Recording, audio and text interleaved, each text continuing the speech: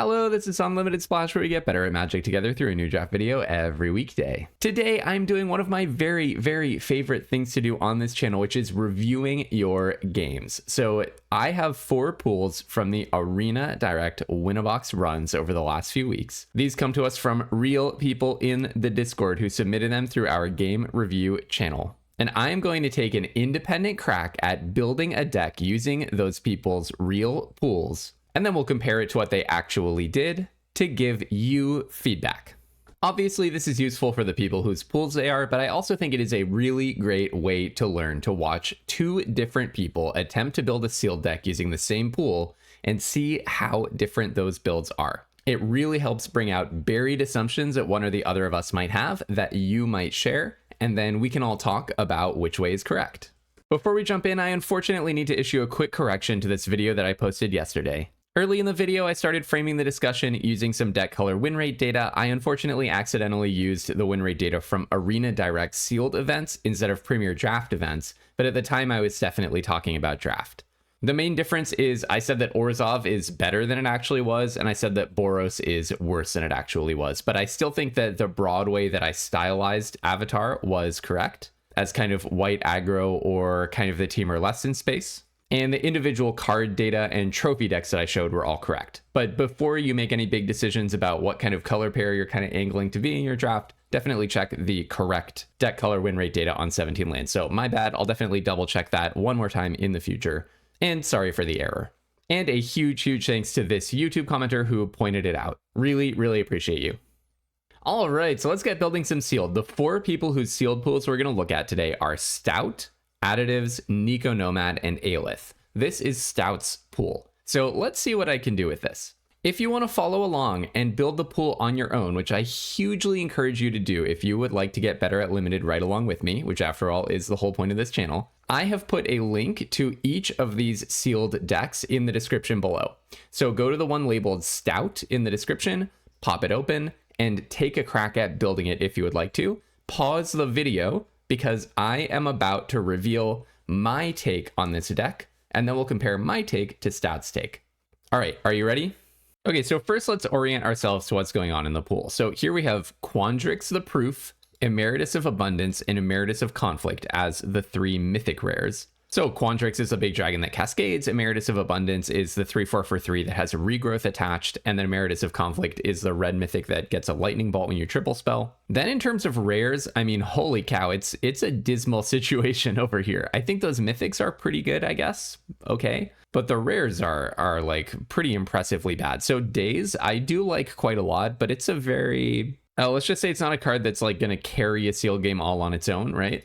Scheming Silvertongue can be strong. And then what else? I mean, I have not gotten a grapple on Empty the Warrens in this set yet. I guess maybe you could have an Empty the Warrens Emeritus of Conflict plan where you're just trying to cast as many spells as possible. And then, yeah, Comforting Counsel is quite bad. Vassalin Scavenger is pretty good. And it's a 4/4 for 3. It's good. But the double green is tough. And the Nita and Fix What's Broken are not cards I'm looking to play. So basically, we don't have obvious pulls into any color. So what I do in a situation like this is I try to identify cards that I would be actively excited to play or that I would be disappointed to not play. So I'm going to pull those down to the bottom, no matter what the rarity is, just cards that I would be very glad to put in my deck. So here I've pulled out cards that I would be actively very glad to play. Cards are if I put it in my deck, I feel like, you know, at least I have that.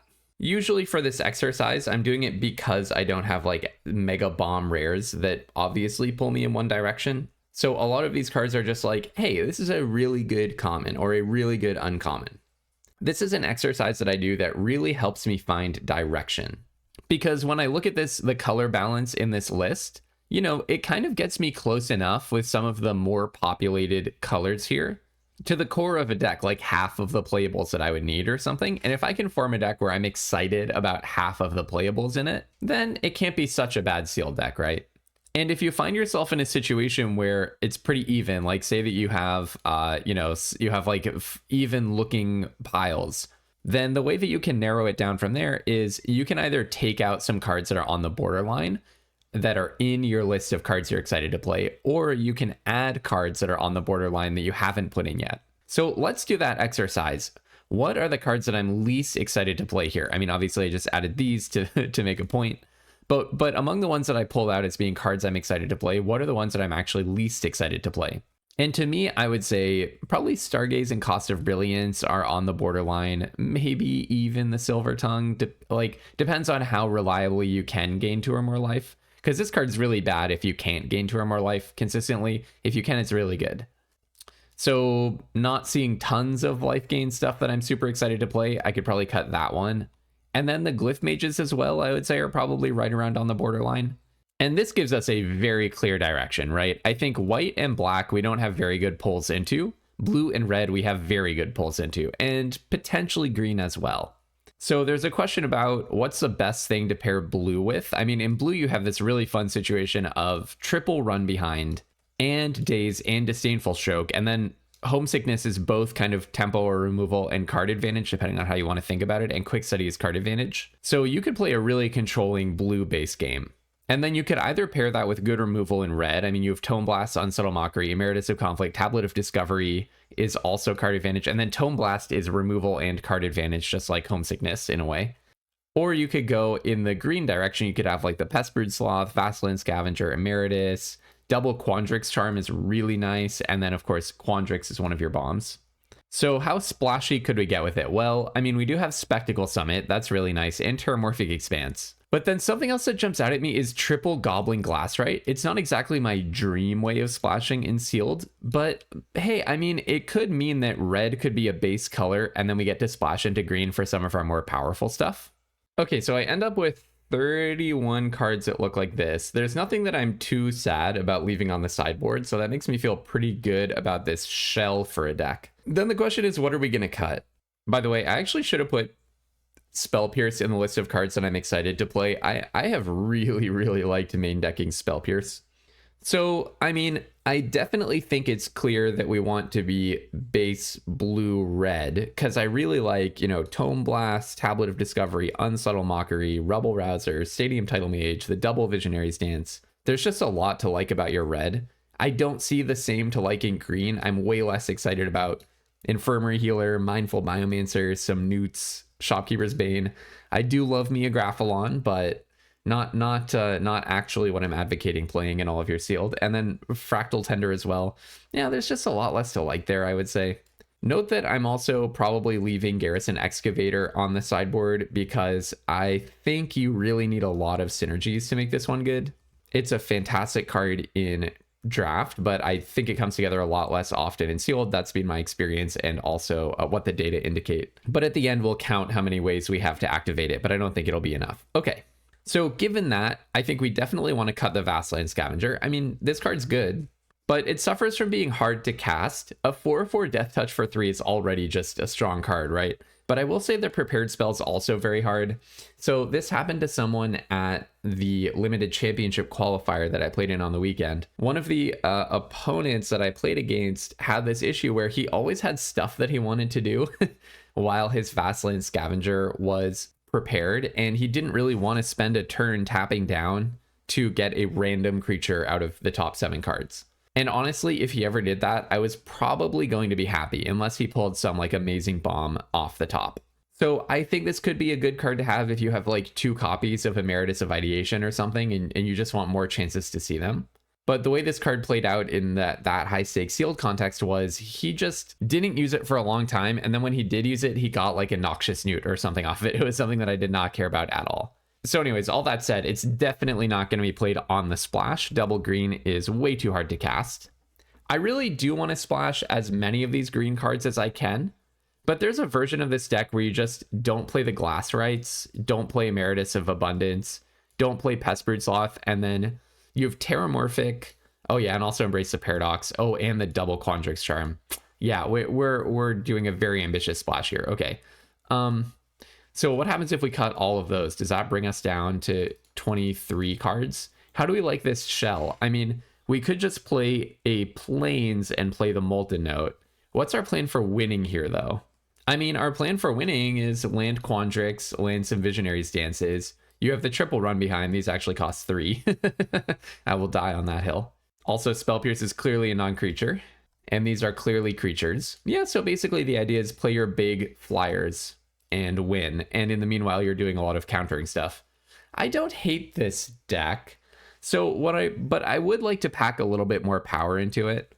I would say like Muse's Encouragement is a little underpowered. What else do I not want to play?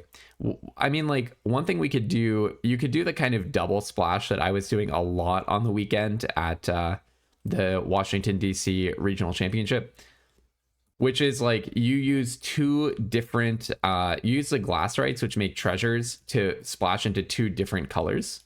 So I would do something like, this is 26, so we need to cut one card. But basically, if you play one plains and one forest, that's already two of each of those sources, basically, because of the terramorphic expanse. We're counting a little loosely. But then you also have the glass rights, which are each going to make you a treasure, which could go in either of those two directions.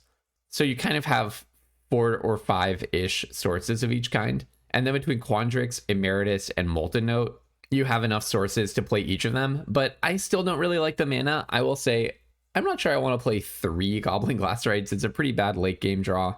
And we probably don't need the Molten Note. I mean, we have Dazed, Disdainful Stroke, Spell Pierce, Tome Blast, Unsettled Mockery, Triple Run Behind, and Homesickness, which are all basically kinds of removal. So we don't really need to be splashing for removal. So let's get rid of that Molten Note.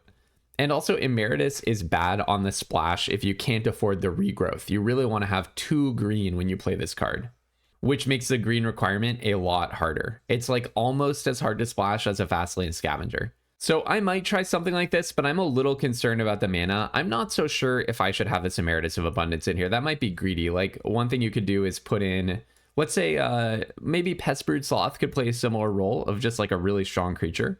Yeah, you know what? I actually like that idea because it's also awkward because you can't actually ramp into Pestbrood Sloth with Goblin Glass, right? Because you play it on 2, but you can't make the treasure yet. Oh, that's so sad. Well, anyways, I think this is what I would have gone with Stout. Something like this. And then I'm probably playing 1 forest. I don't really like my glass right density. It feels like just a lot of like not very good stuff in my deck. I wonder if I could cut 1 glass right and play a Transcendent Archaic and be a little greedier. I've really lately been trying to build more impactful sealed pools where each card has more impact. If you're not doing an aggro deck, I'm not sure I really want to have this many 2/2s or 1/2s.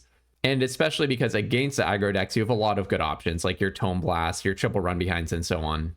Homesickness. So, but I kind of like this pool. I don't love it, but you've got some power in here. You've got the Quandrix. I think Pestbrood Sloth is really good. I think Emeritus of Conflict can be really good if you compare it with things like Tablet of Discovery or Quick Study that can, and then some cheap cards that can help you triple spell. So I don't think it's a shoe-in to win a box or anything, but I wouldn't hate jumping into the event with this. All right, so this is what I would do probably. All right, and let's see what you did.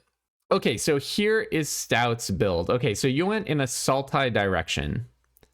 You don't really have fixing among your cards, so you're basically using, got it, like Titan's Grave to make sure that you're hitting your black and green a little bit more reliably, and then a Terramorphic Expanse and 2 islands to give you the 3 pips that you want to cast Quandrix.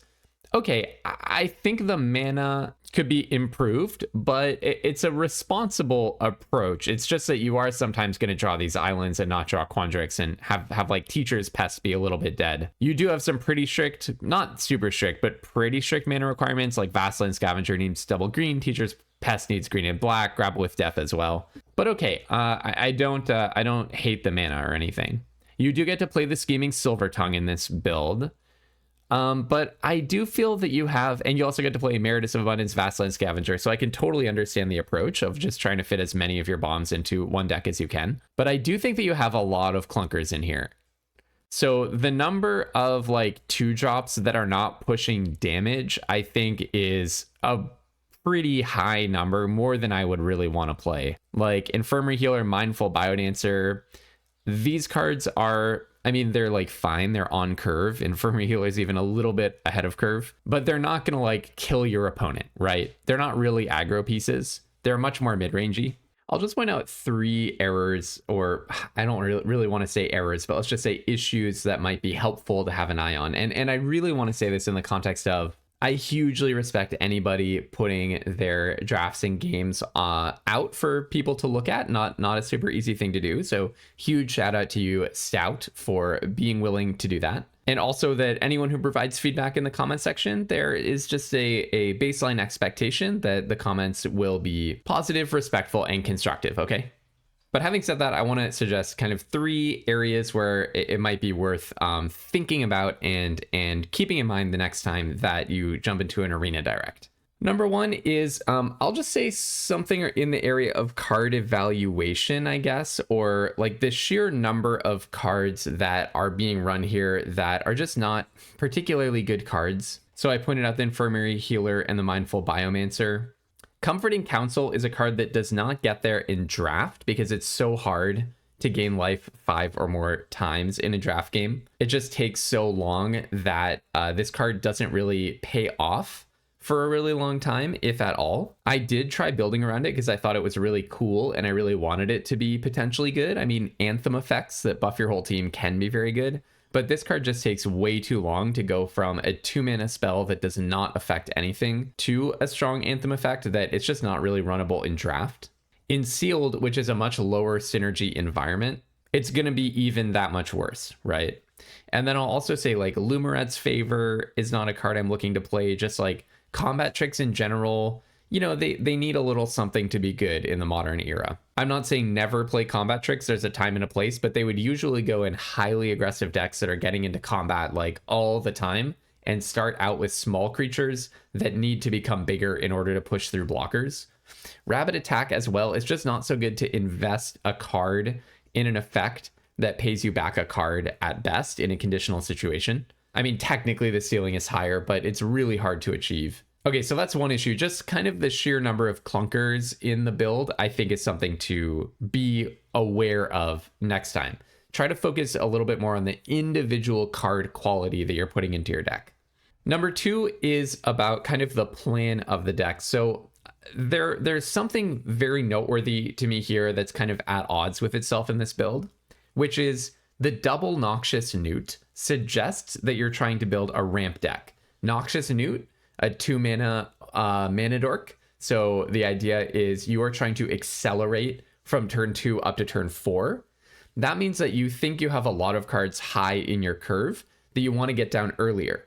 Basically, in ramp, putting in these 2-mana mana dorks, it's an investment in getting your really good stuff down sooner. It's almost like being down a card in order to go faster. It's a tempo play. It's almost a gambit. You're like sacrificing a card slot to a little 1-2 for 2 that you would never want to play otherwise, in the interest of playing your big stuff earlier and being one step faster than your opponent. So basically, a card like Noxious Newt is good if you have not that many 3-drops and a whole lot of 4-drops or a whole lot of 5-drops. But especially like if you can have 3 Noxious Newts, consistently play one on turn 2, skip your turn 3, and just play a 4-drop on turn 3, a 5-drop on turn 4, and so on. That's when this little guy is really going to shine. But the mana curve here is like very 2-drop slanted, right? I mean, Stargaze technically belongs on the right, but you have tons of 3-drops. And you really don't want to be going Noxious Newt on 2, turn 3, play a 3-drop and I guess attack with the Noxious Newt.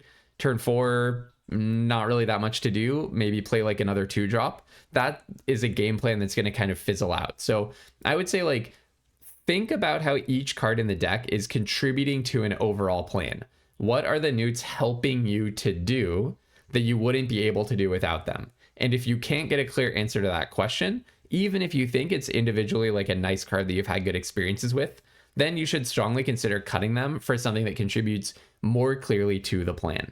Okay, and then finally, there's something around synergy that is kind of jumping out to me. So Comforting Counsel is a highly synergistic card. Going for synergy plays like this in Sealed is really tough because you have to just get lucky to get the whole synergy package assembled in your pool. And also, we've seen from the data that it doesn't really work for Witherbloom in draft to get its life gain synergies super online. Well, it's going to be even that much harder in Sealed to do, right? And you have another card that relies on you gaining life, which is the Scheming Silvertongue, in order to be good. And even potentially Lumeret's Favor, you could argue, is specifically good if you've been gaining a lot of life. But how many ways do you have of gaining life? We have Infirmary Healer, so that's 1. Mindful Biomancer is 2. Teacher's Pest is 3. Adventurous Eater 4 and 5. Shopkeeper's Bane is 6. I guess Grapple with Death is 7. Searing Shade Rider is 8. I'm not really going to count Pestbreed Sloth. That takes so long to gain you life. So you have 8 ways of gaining life. That's okay, right? For a card like Scheming Silvertongue, maybe that's enough to justify playing it, because the Scheming Silvertongue also does gain you 1 life, so you only need to gain 1 more after that. Like Silvertongue into Adventurous Eater, attack with the Silvertongue will turn on the Silvertongue, so that's good. But for Comforting Counsel, if each of those 8 ways can gain you life once, let's say, then you're actually going to need to draw 5 of those 8 ways of gaining life, right? Or even if you count the Silvertongue, that's more than half of the ways of gaining life in your deck. And you're going to need to activate them one after another for the Comforting Counsel to be good. So not just to harp on this Comforting Counsel thing over and over again, but the idea is like, if you are really going all in on synergy, or if you are playing these cards, at least that go all in on synergy, like Comforting Counsel, then it's important to just be really crystal clear that you have the synergy. I also want to point out, you know, I don't think this mana base is like an outright mistake, but I do think having 2 basic lands in order to play 1 card, like polluting your mana base to this extent, is a pretty big move. I would be very wary about, is Quandrix gonna win me enough games over whatever else I could include, like, I don't know, Hungry Graphalon or something, like a much worse card. But is Quandrix gonna win me enough games that it justifies the games I'm gonna lose because my opening hand has a Teacher's Pest, an island, and a swamp, and I have to mulligan it and I go down a card? Or I get stuck on 2 islands after the mulligan and then, you know, I have nothing to do. So I would definitely consider this. I would usually, I know I'm unlimited splash, so it's weird for me to say this, I would usually stick to at most 1 off-color basic. Even that is a concession that it's best to be able to avoid. Okay, but thank you so much for submitting this, Stout. I'm sorry that your run didn't go the way that you would have wanted, but hopefully this is some food for thought for next time. And once again, all of this, of course, is offered, you know, in the wholesome spirit of everybody getting better together. One peer just giving advice to another peer, and really appreciate you being game to have your Arenadirect pool reviewed on video. All right, up next, we have the second person out of 4. This is Additives. I do want to flag, this was actually very early in the format. Additives has been waiting for this review for about a month now. Sorry, Additives. So, like, we have the benefit of hindsight that Additives did not have at the time of building this. So I just want to flag that. The format was in a much earlier state, and people didn't really know as much about what was good and what wasn't. Okay, so having said that, what are we looking at here? So I am going to, why don't I talk about the shape of the pool for a moment? And then you can go ahead and pause the video, and I am going to put this link in the description. It will say Additives' pool, and just click on that and you'll see this sealed deck window come up. You can take a crack at building it yourself, but what would jump out at us if we just open the rares? So we would see Petrified Hamlet, bit of a waste. Shattered Sanctum, Black-White Dual Land, Reprieve. I love Reprieve. When this is in a set, I am playing it all the time. Practiced Offense, one of the top bombs in the format. Wisdom of Ages, yeah, could be good in a slow sealed game. Shuldred's Edict, gotta like that, I think. I mean, Edict effects are kind of hit or miss, but this is one of the better ones. Wild Growth Archaic, Converge payoff. Splatter Technique, very deep Prismari payoff. Zaphi and the Tempests, a Prismari, not a payoff. Dina's Guidance, the tutor that is pretty much unplayable. And then Together as one of the top bombs in the format. All right, so what are we looking at here? So if you want to build along with me, pause the video now. And when you're ready, unpause. Okay, so basically in this pool, so there's something interesting, which is triple Spirit Mascot. I always like to look at if I have 3 of any card in sealed, even if it's not, you know, a very good one. I like to think about what my deck would look like if I played all 3 copies, because it means that your deck can do something consistently, right? So I always like to, that's like a quick heuristic that I use in sealed, is like, if I have a bunch of copies of a card, I just think about, would I want to be able to do whatever that card does consistently? And are there cards that pair well with that card that would go nicely in a deck like that? And I've had some good luck with that. I mean, honestly, the Hungry Graphalons were kind of like that, where if I can consistently play an okay 4-drop, what else can I do to make my deck, you know, capitalize on that game plan very well? But obviously with a synergy card, it's like even more important, like Spirit Mascot. So I would go in a direction like, I mean, there's a red-white deck that I think is the most natural approach to this pool, which would look something like this. Okay, so this is a extremely fair aggro deck, I'd say. The curve is not ideal. I have 6 2-drops, and 3 of them are pretty hard to play. Like white-red is a pretty tough mana cost. And then no 3-drops, and then a bunch of 4-drops. We're kind of a little bit short on cards, to be honest, for the deck. I mean, maybe I could play like Seize the Spoils, and then cut Summon Dromedary or something like that. That does not necessarily look better if my plan is to be aggressive. I do get to play Practice Offense, but that's kind of it. I think in the early format, this might be what I would have gone with. I'll also say Spirit Mascot. It has very few ways to turn it on, right? Dig Site Inventory, Practiced Offense, if you're pretty much already winning at that point. Ascendant Dust Speaker. Is that it? Rubble Rouser. Those are all the ways of removing things from the graveyard. Oh yeah, Pursue the Past. Okay, so, you know, you need to like specifically draw...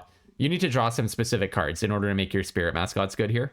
I do want to be very fair because, again, this is from the very early format, and I definitely did not know that Spirit Mascot would turn out to be pretty bad in those days, but check it out. It's currently sitting at a D+ on 17 lands for Arenadirect. And I think it's because it's like a hard to cast 2/2, and the Lorehold synergies are hard to make work in Sealed. So you kind of keep it as just a hard to cast 2/2. Maybe eventually it becomes a 3/3. But again, I'm not going to say that like, oh, we should have all seen that coming before the first Arenadirect. So this might be what I would have gone with, to be quite honest. And it is what Additives went with, basically.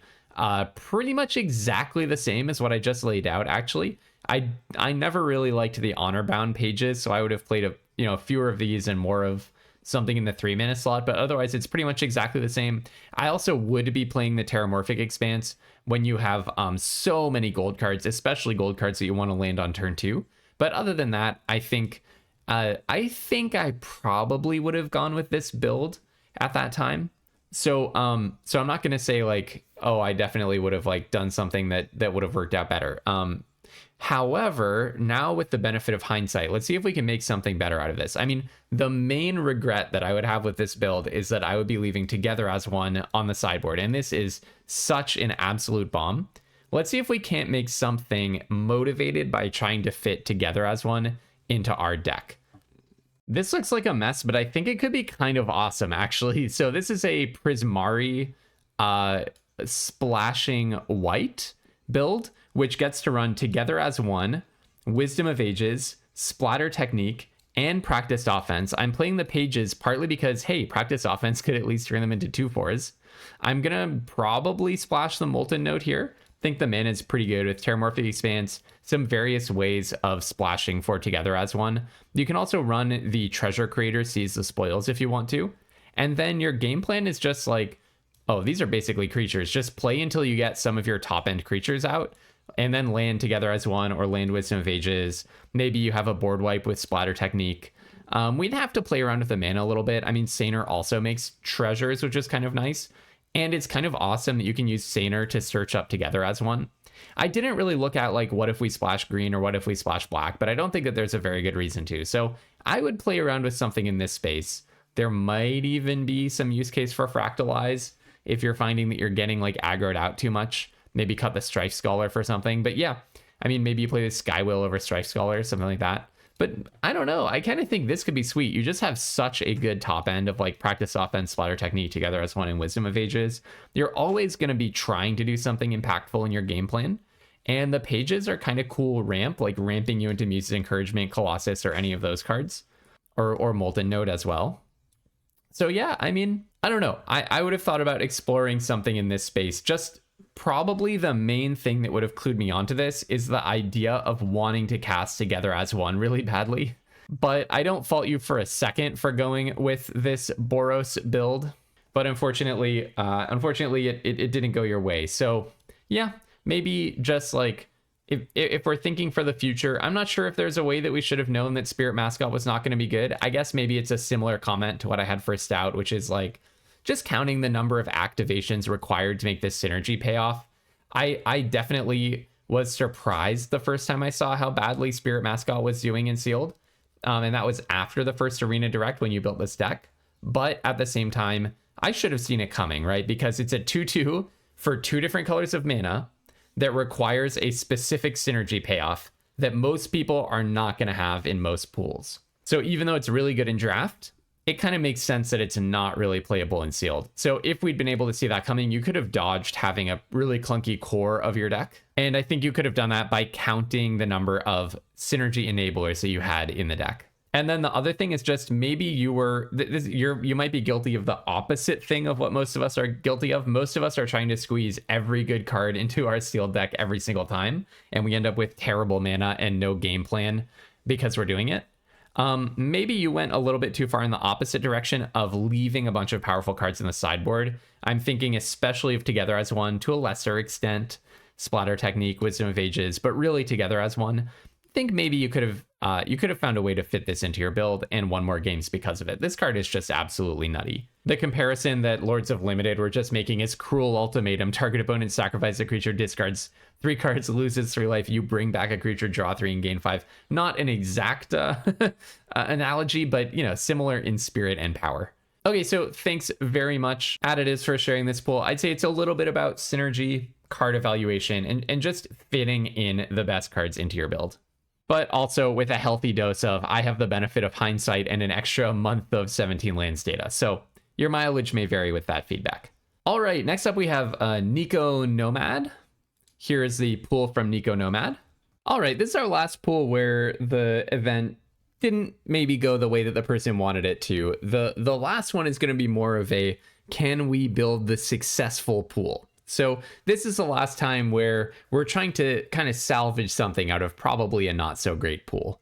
So what are we looking at? Okay, Dawning Archaic. I'm not actually a fan of this card, even though I did play it in the limited championship qualifier tournament. There's a time and a place. I think probably I did not pick the correct time and a place. Okay, we've got Germination Practicum, Awaken the Woods together with Germination Practicum, and also Practice Offense. So this is a way of making a really wide board. And then you have a way of 2 different ways of buffing your board. That's kind of cool. And then Ral Zarek is like probably not so good. Reprieve, I really like. Practice Offense, one of the best cards in the format. Molded Core Maestro, another of the best cards in the format. And then Vicious Rivalry, a board wipe. So what's really awkward about this pool, having seen, nothing else about it, is you have, check it out. Among these 4 cards, you have 4 of the best cards in the format. I mean, I really like Vicious Rivalry. It can be a one-sided board wipe, which is very powerful. Molten Core Maestro and Practiced Offense, in terms of raw power, are just among the tippy top rares that you can get. And then Germination Practicum is super strong as well. I mean, I think it suffers from green not being the best place to be, at least like green creature-based decks, and the green, as opposed to like green Converge. And double green is a lot, so you really do need to be very green to play this card. And it's a little bit slow, but I do still think it's very strong. So we have 4 very strong options. The problem is they're all in different colors. So Molten Core Maestro would go with Practice Offense in Lorehold, but then you can't do any of this other stuff. Vicious Rivalry is anti-synergistic with the game plan that all the rest of these 3 cards want, because you would be risking board wiping your own aggressive start. And then Germination Practicum is like a very heavy green creature-based card. So really awkward. So let's see what we can do with this. Again, I'm going to put this pool in the description, and it's going to be under the tag Niconomad's pool. Okay, so I'm partway through building my idea, and I have to say the commons and uncommons feel pretty weak. So in addition to the rares pointing in very different directions, I'm having a lot of trouble putting together anything in green that's good enough. Because I'm me, I really want to go for this meme of like Awaken the Woods with Germination Practicum, somehow fit in a Practiced Offense. I thought that maybe there's a direction with like your double Homesickness, which is pretty sweet. Maybe you could put in Vicious Rivalry, and you have the like buffing all of these creatures as like a late game plan. And you do have some pretty good fixing into Sultai, I guess. But I get kind of stuck at a certain point. I don't know. I guess I'm playing Wander Off, and the Hunt is really awesome. What else though? I mean, maybe Mindful Biomancer. And then I guess I'm playing Graphalon. Oh, look, I had to do it. I had to play Graphalon. I had no choice. So I don't know, something like that's not even That's not even a playable number of cards, though. Oh, you do have the double grapple with death. Okay, so maybe blue is a mistake. Like the double homesickness maybe is not enough of a pull. So maybe I'll go take a look at...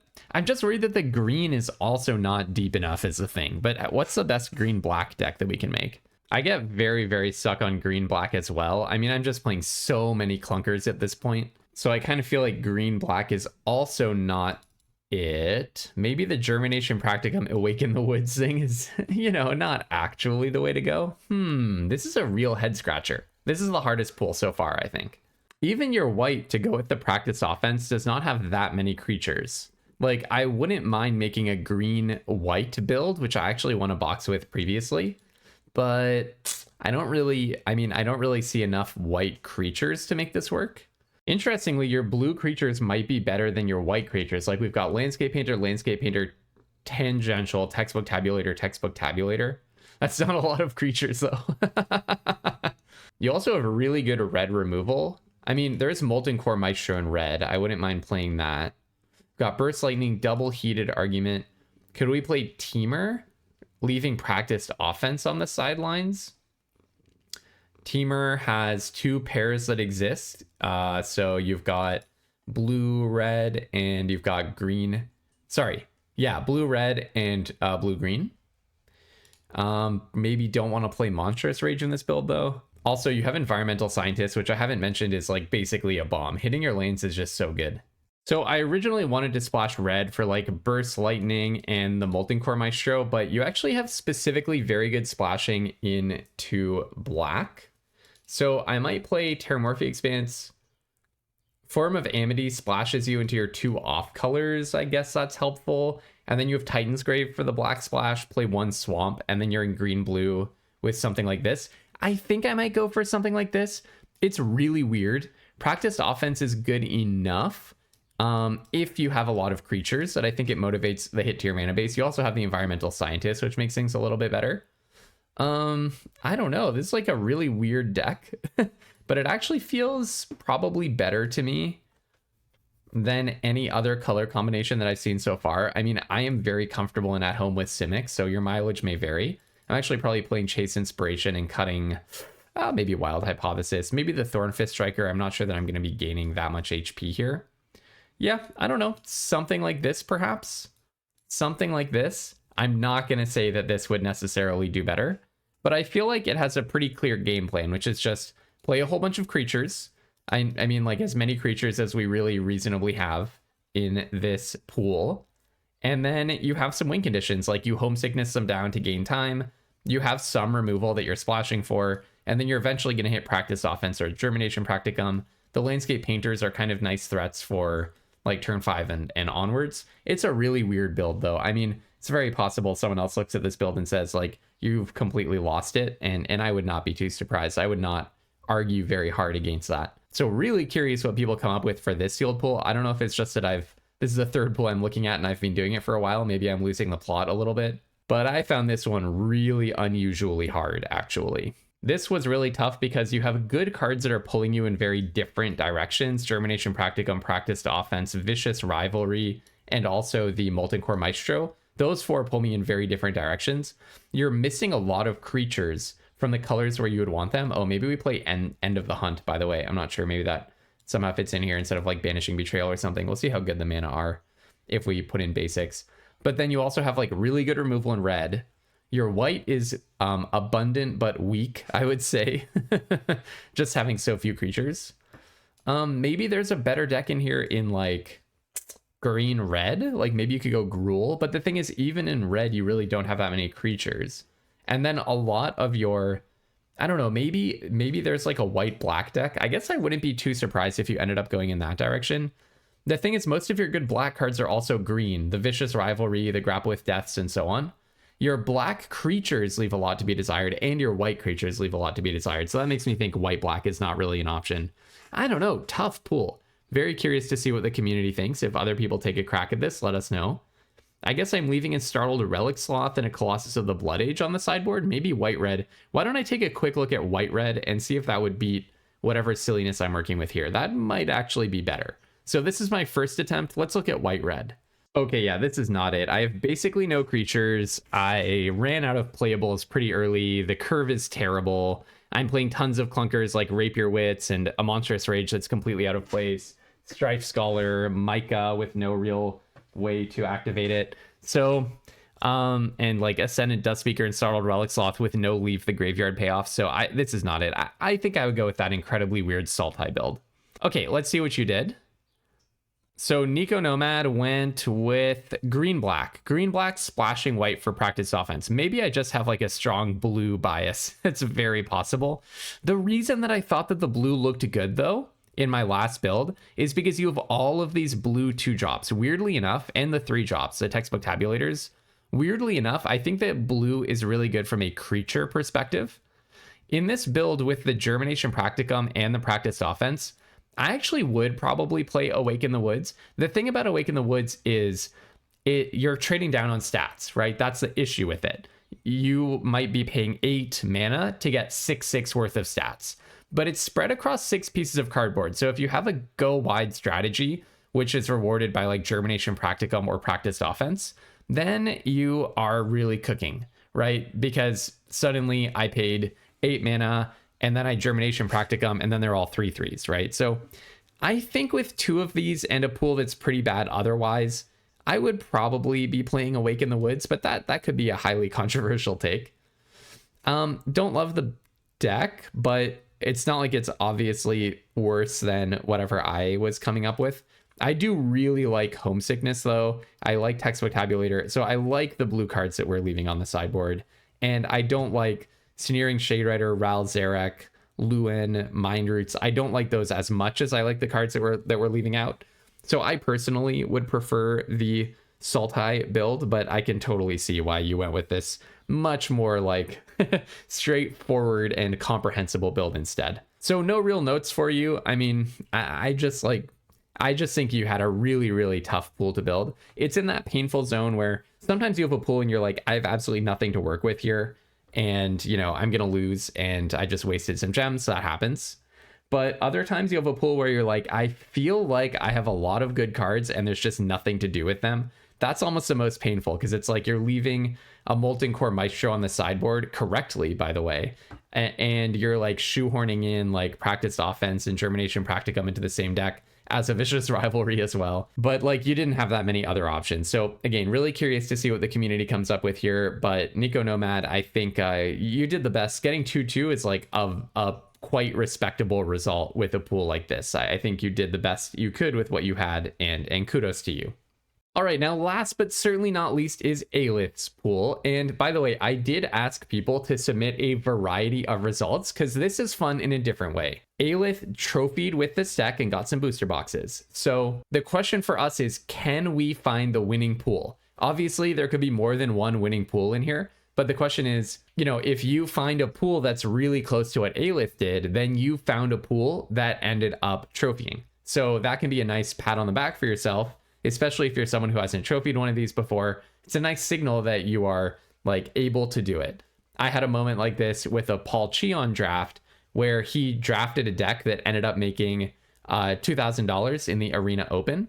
And I played along where every time he saw a pack, I paused the video and thought about what I would do in his situation. And I made almost exactly the same decisions as him and would have come out with it with the same deck that he had.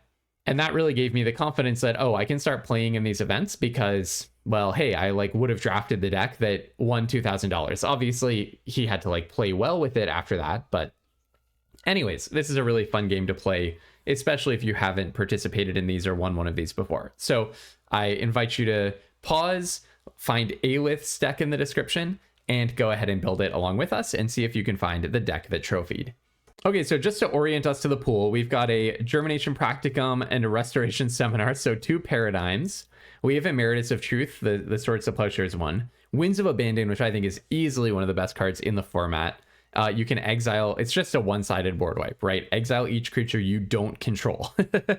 Then Stirring Hopesinger, also a top bomb. We have Jadzi, we have Mozio, so these are all top bombs in the format. And then another top bomb in the format, 2 of them hiding in the uncommon slot. There's an Arcane Omens and there are Snarl songs, 2 Snarl songs. So I'm just looking for any way possible to pack these all into one deck, basically. So let's see how that looks. It's really interesting. My first instinct, so basically there's no fixing, really. I mean, you have a Paradox Gardens and a Spectacle Summit. So, like, the 2 Snarl songs are a little out of place. My first instinct was, can I go white-black to get to play Emeritus of Truth, the Hope Singer, Winds of Abandon, very importantly. I could play Arcane Omens if I can find ways of getting more colors of mana in there. And also the Snarl songs and Restoration Seminar. There's just like so much. It's like a kid in a candy shop situation where I just want absolutely everything in my deck. The Snarl songs don't fit into this deck though. So I'm wondering if there's a way that I can be a little bit more greedy on mana, maybe thanks to Paradox Gardens. I mean, my Sultai brain just wants to go Sultai, but I really do want to play the Winds of Abandon if I can.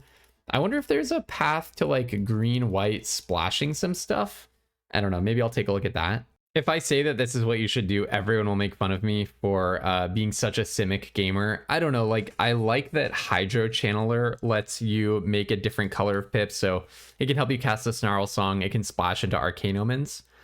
Kind of feel like this is not it, though. I kind of like the Page tech, like, Page can go find you Winds of Abandon or Snarl song. Winds of Abandon is going to be way too hard to cast here, though. I don't think Germination Practicum or the Restoration Seminar are at their best in this build. So yeah, wait, okay, so I was saying green-white. I also don't know if green-white is it, though, because I think the green creatures are pretty bad. Maybe you could do, like... So white-black wasn't looking good. What if we can do... Well, it looks like okay, but it was leaving out a lot of really good cards, and the fixing was not there for you to be able to play some of your best stuff. So what if we look at, like... Okay, why am I attached to blue? It's really just Jadzi, Hydro Channeler, and the fact that I have a lot of fixing that touches blue. But maybe I could do like green, white, splashing into black, something like that. Let's look at that. And again, I know that Abzan is like, I've said it over and over again, it's not exactly where I want to be, but maybe something like that. Hold on, actually, that doesn't make sense because there's no splashing from green. So I'm going to say this might be the best build. So hold on. Never mind. I had almost convinced myself that white-black might be where it's at, but I actually had some stray cards in there that were making me not think that I had to play quite so many clunkers. So I think I'm once again ruling out white-black in my mind. The issue is like with the Snarl songs, it's really hard to see how you get enough colors in there. But I think I really want to play some kind of teamer-oriented Snarl Song Jadzi deck. I think probably following the Moseo... Look, you can't have Moseo and Stirring Hope Singer and Winds of Abandon and Restoration Seminar and 2 Snarl songs and Jadzi and Germination Practicum and Arcane Omens all in the same deck that has essentially no mana fixing, right? So you have... Something has got to give. And I think... Given how bad white-black is looking to me, that I want the white and black side of things to give, especially because Winds of Abandon and Restoration Seminar both have double white in their costs. Stirring Hope Singer and Moseo are both at least partially synergy pieces. Stirring Hope Singer wants you to target things, Moseo wants you to gain life. So, whereas the other ones are just generically good. Like, if I can afford a few different pips, Snarl Song is going to be good. So, let me try something in the teamer space. I almost feel like blue-white with a green splash is the best I've come up with so far. You get to play Jadzi, the Stirring Hope Singer, some like Spell Pierce and Essence Scatter, and just some generically good cards.